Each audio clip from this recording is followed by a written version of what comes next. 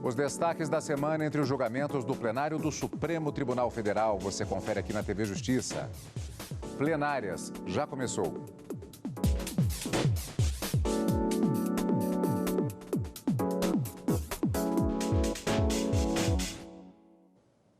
Hoje com os principais momentos das sessões dos dias 4 e 5 de dezembro de 2019.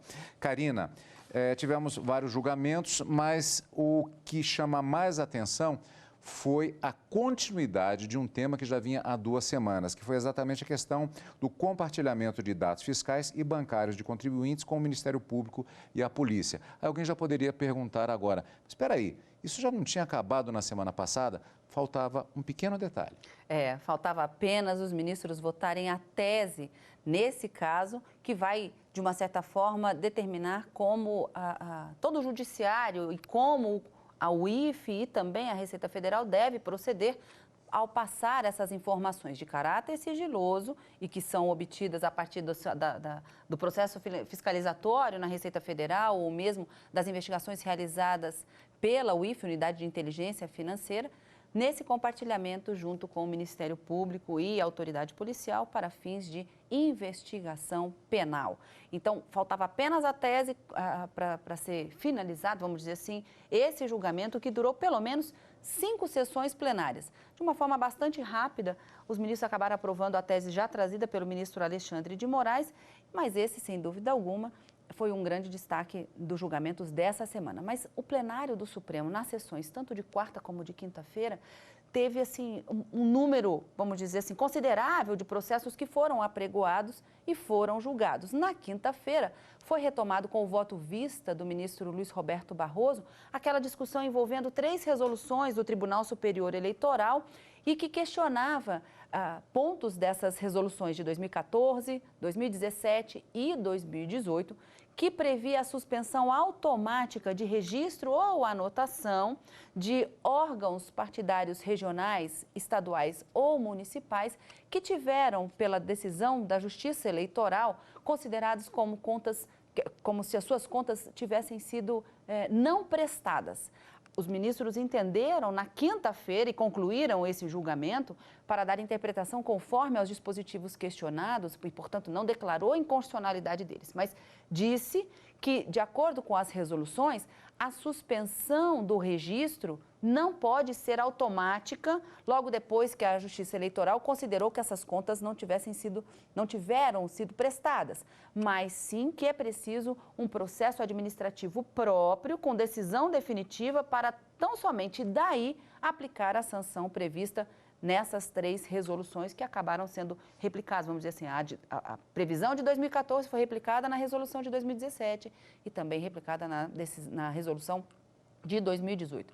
Então, eu consideraria como grandes destaques das sessões plenárias dessa semana a tese do compartilhamento dessas informações sigilosas e que uma ressalva feita pelos ministros, mesmo compartilhadas, elas devem permanecer sob sigilo, e a decisão e a conclusão do julgamento na quinta-feira sobre essas resoluções do Tribunal Superior Eleitoral. Karina, como essa questão do compartilhamento de dados, ela vem se desenvolvendo ao longo de várias semanas, novamente nós vamos fazer o que foi feito na semana anterior, quando nós tivemos uma revisão do início do julgamento. Hoje nós vamos voltar um pouquinho mais no tempo, também voltando até a semana passada. Então, checando em que ponto nós estamos em relação a este processo, o plenário do Supremo Tribunal Federal definiu a tese sobre o julgamento do compartilhamento de dados fiscais e bancários de contribuintes com o Ministério Público e a Polícia. Todos os ministros já votaram, então estavam discutindo qual seria o alcance da decisão da Corte, exatamente a tese. Nós vamos, como eu já disse, voltar um pouquinho mais no tempo, verificando como estava o processo antes da sessão plenária da última quarta-feira, dia 4 de dezembro. O recurso julgado no plenário tem repercussão geral, ou seja, a decisão vai valer para todo o país. Com isso, os ministros precisam definir quais serão os limites para o compartilhamento de dados fiscais e bancários quando houver indícios de crimes, como a lavagem de dinheiro. Na sessão de quinta-feira da semana passada, o plenário, por maioria, definiu que não há irregularidade no compartilhamento integral de informações obtidas por órgãos de fiscalização, como a Receita Federal e a Unidade de Inteligência Financeira, o antigo COAF. Os ministros entenderam que não há quebra de sigilo no repasse dessas informações. Agora, resta definir, por exemplo, se o Ministério Público pode solicitar essas informações e se alcançaria apenas os contribuintes que já estão sendo investigados. Outro ponto é se os relatórios do antigo COAF podem servir como provas ou se são apenas um meio para se obter provas. Lembrando que isso foi exatamente antes da definição da tese de repercussão geral, que ocorreu exatamente essa definição na sessão do dia 4 de dezembro, a última quarta-feira. A troca de informações sem autorização prévia da Justiça foi considerada constitucional. A tese aprovada pelo Supremo Tribunal Federal foi formulada pelo ministro Alexandre de Moraes. É constitucional o compartilhamento dos relatórios de inteligência financeira da UIF e da íntegra do procedimento fiscalizatório da Receita Federal do Brasil, que define o lançamento do tributo, com os órgãos de persecução penal para fins criminais, sem a obrigatoriedade de prévia autorização judicial, devendo ser resguardado o sigilo das informações em procedimentos formalmente instaurados e sujeitos a posterior controle jurisdicional. O compartilhamento pela Unidade de Inteligência Financeira e pela Receita Federal deve ser feito somente com comunicação formal. Deve ser garantido o sigilo e a certificação de quem vai receber esses dados. São necessários ainda instrumentos de apuração e correção de eventuais desvios desses dados. Na semana passada, o plenário do STF autorizou por maioria o compartilhamento de informações do antigo COAF e da Receita Federal com o Ministério Público e a Polícia, sem a necessidade de autorização judicial.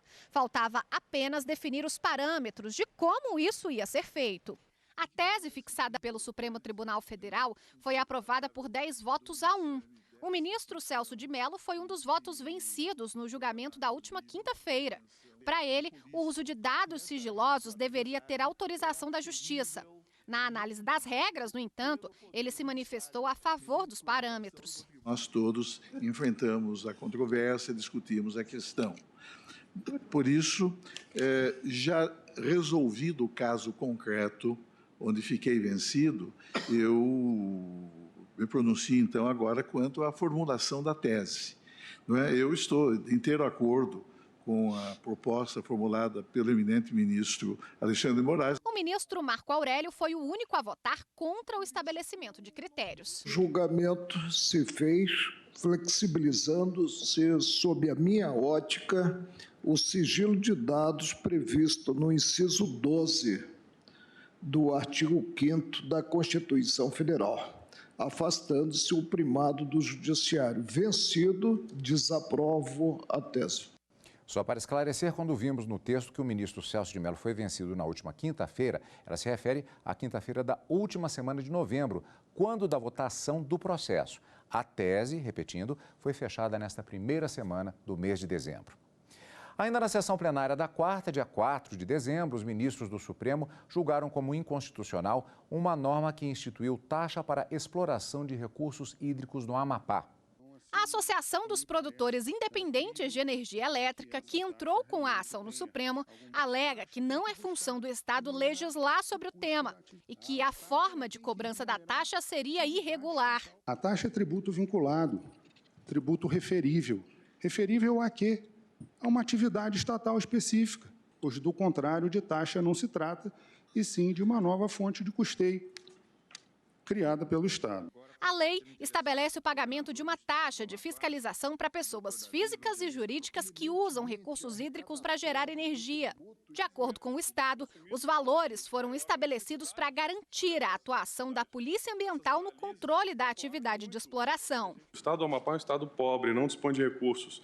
Essa legislação vai permitir o controle e evitar que aconteçam desastres, como aconteceu em Brumadinho, porque por falta de fiscalização. O ministro Marco Aurélio votou pela inconstitucionalidade de diversos dispositivos da legislação. Não apenas os dados evidenciam a ausência de proporcionalidade entre o custo da atividade estatal de que decorre a taxa e o valor a ser despendido pelos particulares em benefício do ente público.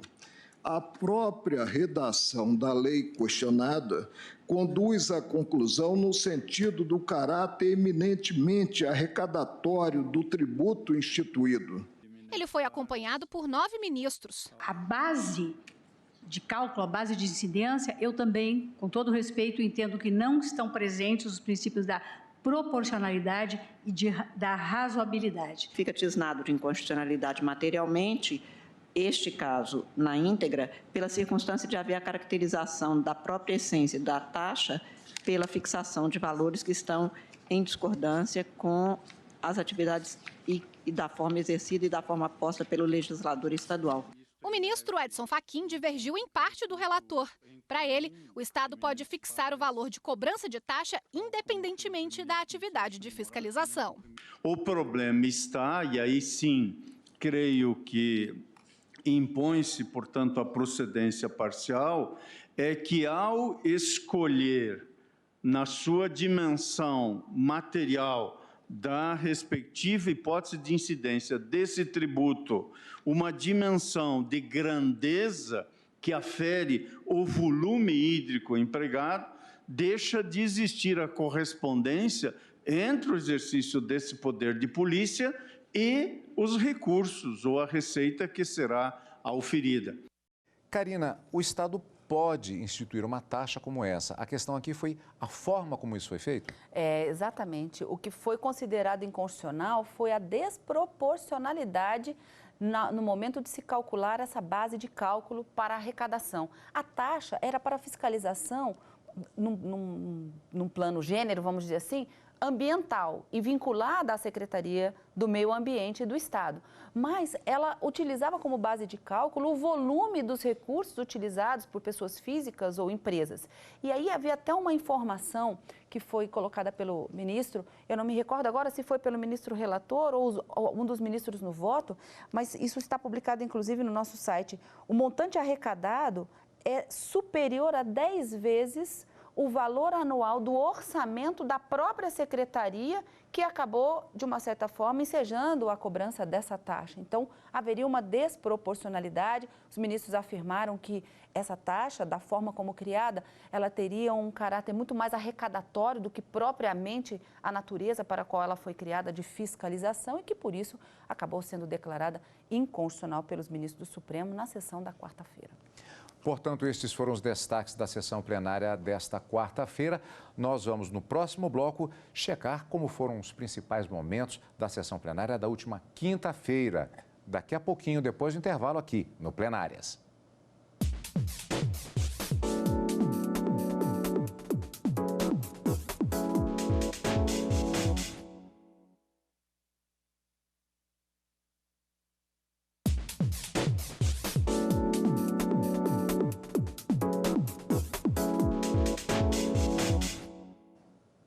Plenárias com os destaques da semana entre os julgamentos do plenário do Supremo Tribunal Federal.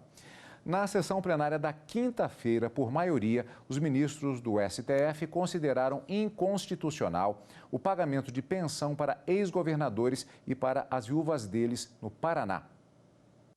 O Conselho Federal da Ordem dos Advogados do Brasil questionou a validade de um artigo da Constituição do Estado do Paraná que prevê o pagamento de pensão para ex-governadores. A aprovação de uma emenda constitucional diante já de uma jurisprudência consolidada a partir de 2018 a respeito da inconstitucionalidade desse benefício significava, com todo respeito, uma burla ao processo, à jurisdição constitucional desse tribunal. A Assembleia Legislativa do Paraná alega, no entanto, que as pensões não podem ser suspensas imediatamente, porque muitas famílias dependeriam delas para sobreviver. Vou citar 3 casos que são os mais dramáticos. É o do Paulo Pimentel, com 91 anos, do Emílio Gomes, com 94 anos, e da Arlete Richa, com 80 anos.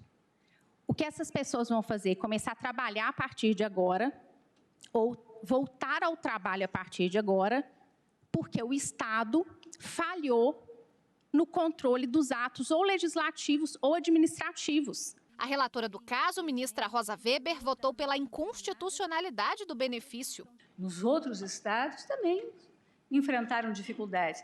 Então, não me parece, até por uma questão de isonomia, por um julgamento idêntico para todos os processos, que se possa estabelecer com maior respeito, seja o regime de transição, seja um equacionamento diverso. 5 ministros tiveram o mesmo entendimento. Se há um entendimento que é inconstitucional, ao prevalecer o pagamento, então é melhor que se julgue constitucional. Até porque a norma já foi revogada. O governador terá os mesmos direitos que as pessoas têm. Se ele contribuiu para a Previdência, tem direito ao benefício da Previdência. Se ele estiver trabalhando, tem direito ao salário. Eu não consigo entender uma razão pela qual esse descrime favorável mereça reconhecimento. Os ministros Luiz Fux, Ricardo Lewandowski e Gilmar Mendes se manifestaram por flexibilizar o pagamento de pensões, já que alguns pensionistas são idosos ou incapazes. Como é que nós vamos poder fazer justiça levando em consideração com a senhora de 90 anos? Ela vai perder toda a capacidade de sobrevivência, no limite já da sobrevivência biológica, porque a gente sabe o valor dessas pensões. E os estados gastam muito e gastam mal. E não são 9 pessoas que vão quebrar o Estado. O princípio da segurança jurídica, não é? Porque as pessoas que recebem uma pensão há 30 anos têm a legítima expectativa, na idade provecta em que se encontram, de continuar com esta pensão, sob pena até de perderem os meios de subsistência. Mas, por maioria, o pagamento de pensão a ex-governadores do Paraná foi considerado inconstitucional. Quem já recebeu os valores de boa-fé não vai precisar devolvê-los aos cofres públicos. Karina, já existe uma jurisprudência consolidada em casos semelhantes, mas aqui houve um debate um pouco mais aprofundado. Por quê? Vários dispositivos de constituições estaduais que previam esse pagamento de pensão a ex-governadores já foram declarados efetivamente inconstitucionais pelo Supremo. Mas, nesse caso, antes de iniciar o julgamento aqui no Supremo Tribunal Federal, houve uma alteração na Constituição do Estado do Paraná para extinguir esse direito. E aí, o que a OAB argumentava é que isso seria uma fraude, na medida em que, ao se pedir a prejudicialidade da ação direta de inconstitucionalidade por perda do objeto, ou seja, a ação foi proposta em razão da existência de um dispositivo na Constituição do Estado que previa o pagamento da pensão. Essa pensão, o direito foi revogado por uma outra emenda. A ação deve continuar para julgar inconstitucional ou não? Quais são as consequências dessa decisão? E aí a OAB disse, se houver a extinção sem o julgamento do mérito, ou seja, a prejudicialidade por perda do objeto, o que vai acontecer? Aquelas pensões que já vinham sendo pagas vão continuar sendo pagas. Daqui para frente, da modificação da legislação para frente é que não serão mais pagas. Mas o objetivo era fazer com que esses pagamentos fossem cessados, porque eles são considerados pela jurisprudência do Supremo como inconstitucionais. Não tem previsão na Constituição e que, portanto, violaria princípios federativos, republicanos, da moralidade, da impessoalidade, e essa é a jurisprudência formada. E aí os ministros, então, decidiram prosseguir no julgamento e declarar inconstitucional a norma que previa o pagamento dessas pensões. Um grande debate girou em torno do tema para saber se essa decisão passaria a valer daqui para frente ou se ela retroagiria à data do início dessa previsão para o pagamento das pensões a partir da Constituição de 88.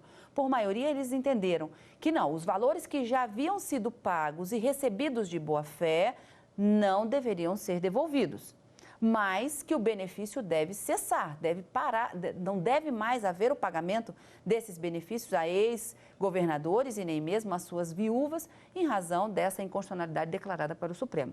Essa decisão vale a partir da data do julgamento? Não, os ministros não modularam no tempo o momento em que essa decisão passa a valer. Então, pela regra geral prevista na legislação, a partir da publicação da ata do julgamento, que aconteceu nessa semana, aí sim o Estado deve cessar o pagamento dessas pensões a ex-governadores e às viúvas desses ex-governadores. Destaque da quinta-feira e ainda na mesma sessão, os ministros do Supremo Tribunal Federal decidiram por maioria que partidos políticos políticos que não prestaram contas das campanhas só podem ser suspensos com decisão do Tribunal Superior Eleitoral. Acompanhe como foi o julgamento. O julgamento foi retomado com o voto do ministro Luiz Roberto Barroso, que tinha pedido mais tempo para analisar o processo. Para ele, as resoluções do Tribunal Superior Eleitoral, que suspendem o registro de partidos que não prestarem contas, são constitucionais.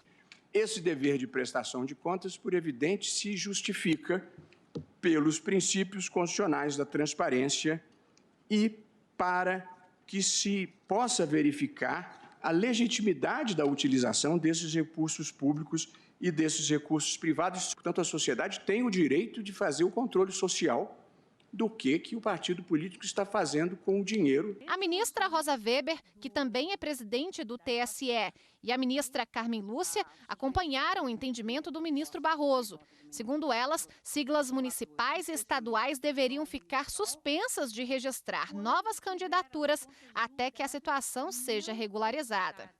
Essa situação é muito delicada, porque não se trata de contas desaprovadas ou parcialmente desaprovadas ou aprovadas com ressalvas. Trata-se exclusivamente da hipótese de contas não prestadas, traduzindo um verdadeiro desprezo das agremiações partidárias por um dever que lhes cabe enquanto recebem recursos públicos. A análise da ação foi iniciada em outubro, quando o relator do caso, o ministro Gilmar Mendes, afastou a possibilidade de suspensão partidária antes de uma decisão definitiva do Tribunal Superior Eleitoral. Na ocasião, votaram o ministro Alexandre de Moraes, que acompanhou o relator, e o ministro Edson Fachin, que votou pela improcedência do pedido. Nessa quinta-feira, os ministros Luiz Fux, Ricardo Lewandowski, Marco Aurélio e Dias Toffoli também votaram com o relator. Essa lei está afrontando, no meu modo de ver, a soberania popular. Porque nós podemos aqui realmente falar do princípio da moralidade.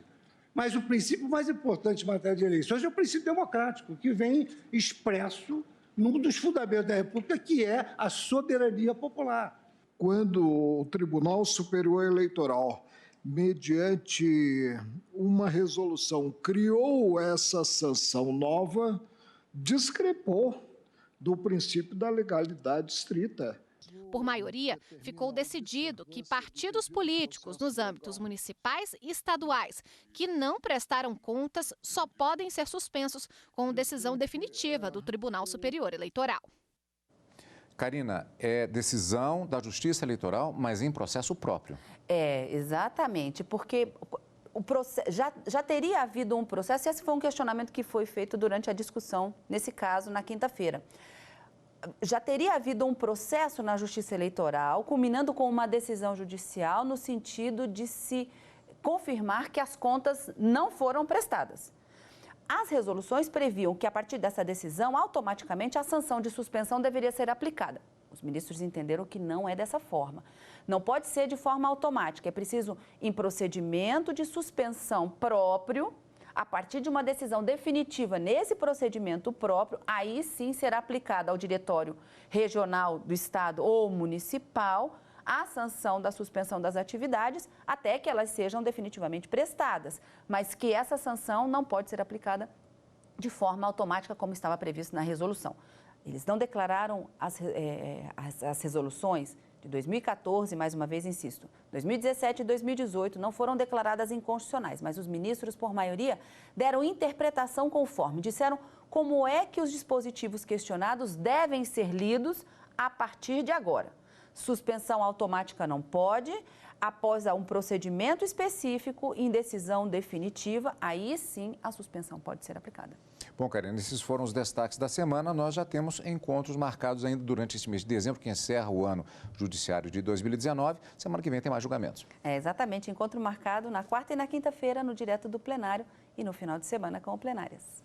Obrigado pela companhia, como sempre, e continue conosco aqui na TV Justiça.